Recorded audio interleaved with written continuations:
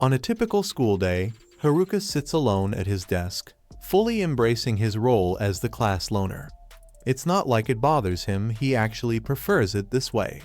The alternative, socializing with his classmates, a thought that makes his skin crawl. The room is a minefield of cliques. The delinquents, the popular girls, the gym bros, and then the rest completely irrelevant.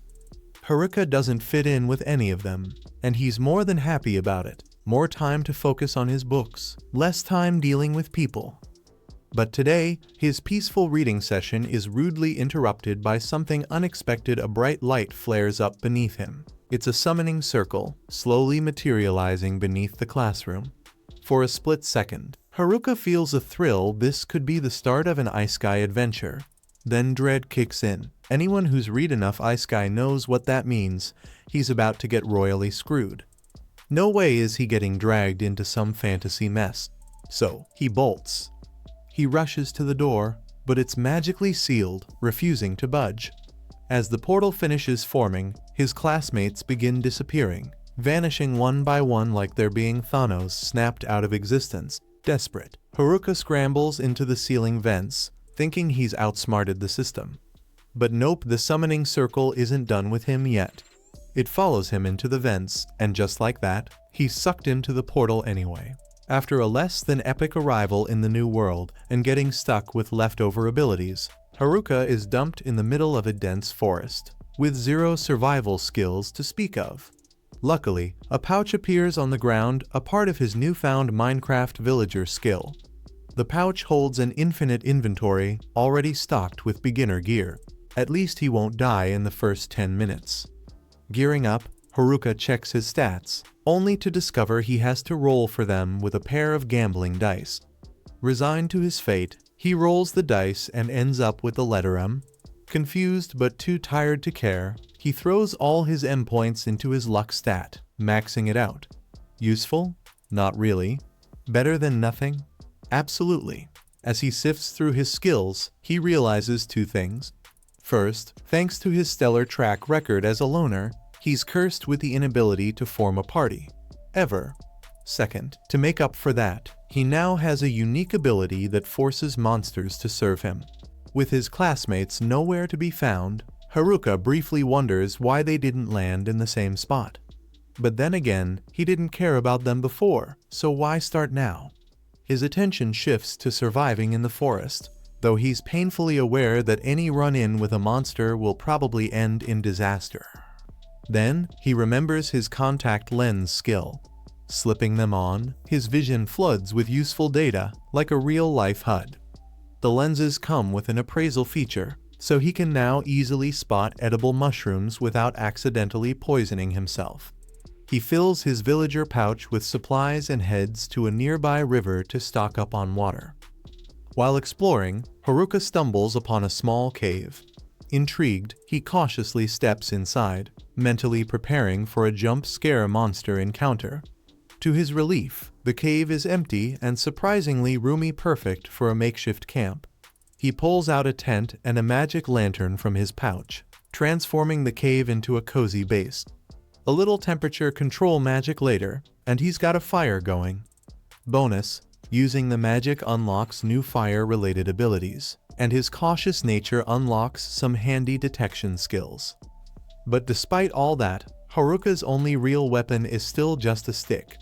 If he wants to make it out here, he'll need to find a way to level up his combat game fast. The next morning, Haruka wakes up with a jolt, nerves practically buzzing as he scrambles out of his tent.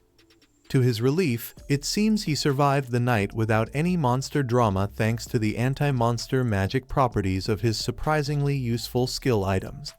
However, being safe from harm doesn't exactly mean he's safe from hunger. So, he pulls out a frying pan and cooks up some mushrooms he gathered yesterday.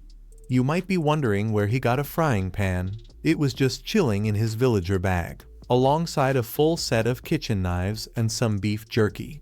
So far, that bag has been the MVP of his new life, leaving Haruka to wonder just what kind of villager stocked it up before he arrived. Having downed his mushroom breakfast, he knows he needs a game plan. After a stroll outside to gather his thoughts, he decides that the cave will serve as a solid base of operations. Still, he needs to figure out a reliable food source and some safety measures against any pesky monsters that might take a liking to him. Luckily, his contact lenses make finding food easy, and he quickly gathers more mushrooms and herbs. But the monster problem, that still needs addressing.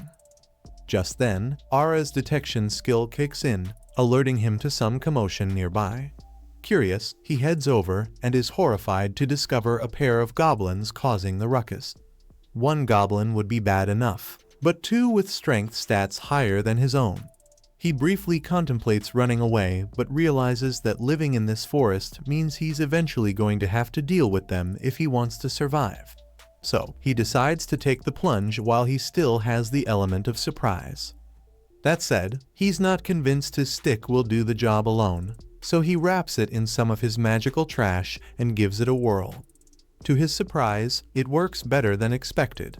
With a burst of confidence, he lunges from the bushes and strikes one goblin on the head.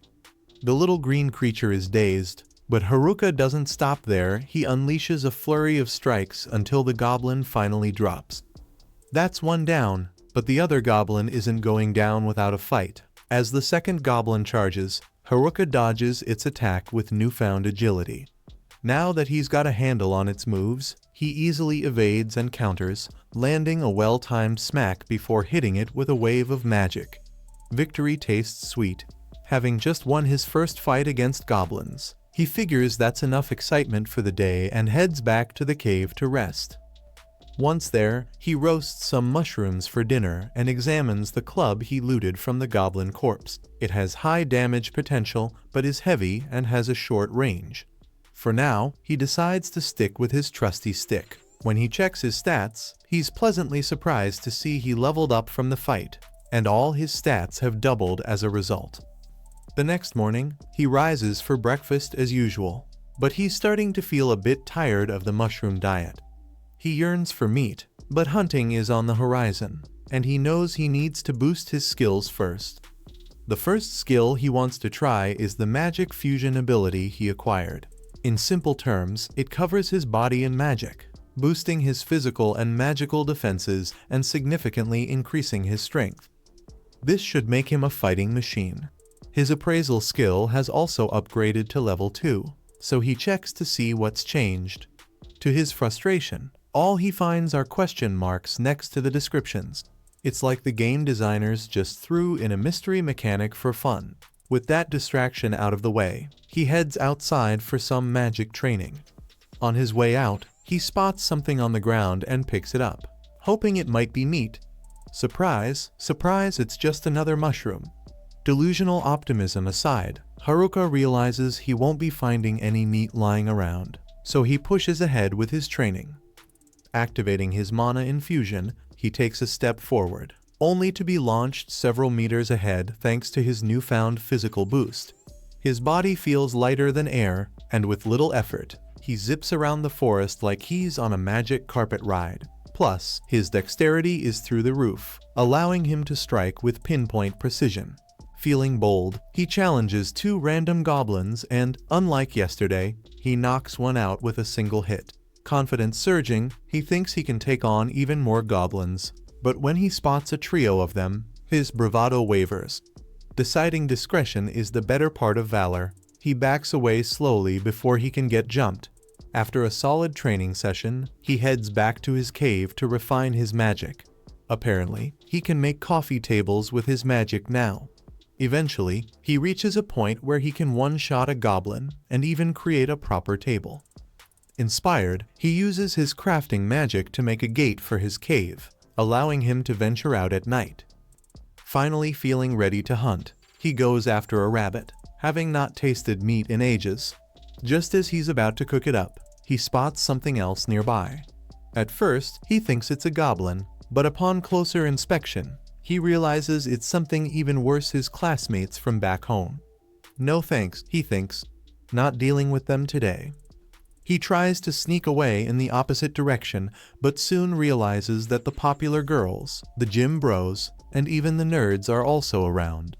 The nerds aren't so bad. He used to hang out with them in school. but he's still not in the mood for social interaction. Finally, he spots the student council group, with the class rep among them. Despite his general aversion to his classmates, he can't deny that the class rep has always been nice to him. For a moment, he considers revealing himself and saying hello, but then he remembers how much he cherishes this newfound solitude. There are no idle chatter, no taxes, and no annoying classmates. He decides to officially ignore them and stick to his plan of conquering this world all by himself. If you want to see more Goblin Smackdowns and avoid awkward reunions, like and subscribe for the next wild episode.